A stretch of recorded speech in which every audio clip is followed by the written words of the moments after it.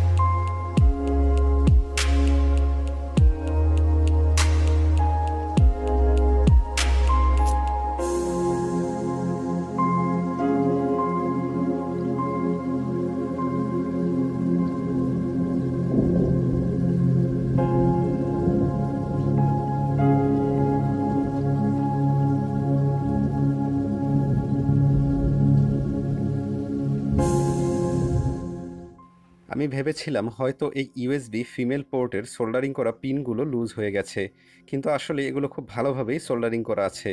মূলত সমস্যা হয়েছে ফিমেল পোর্টের ভিতরের পিনগুলো। দীর্ঘদিন ব্যবহারের ফলে এই ফিমেল পোর্টের ভিতরের পিনগুলো অনেকটাই নিচে ডেবে গেছে, যার কারণে মেল পোর্ট লাগালে সঠিকভাবে কানেকশন পাচ্ছে না। তাই এখন টুইজার দিয়ে এই পিনগুলোকে একটু উপরে উঠিয়ে দেওয়ার চেষ্টা করব। তবে এই কাজটি খুবই সেন্সিটিভ, খুবই সাবধানতার সহিত করতে হবে।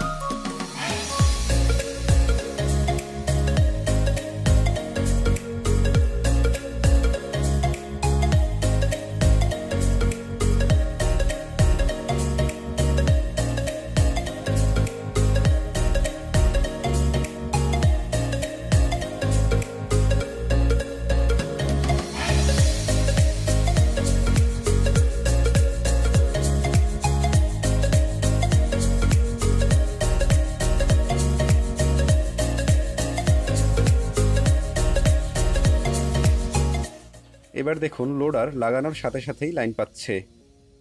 ভিডিওটি ভালো লাগলে অবশ্যই ভিডিওতে লাইক দিবেন, সাবস্ক্রাইব না করে থাকলে চ্যানেলটিতে সাবস্ক্রাইব করবেন ও সবার মাঝে শেয়ার করবেন।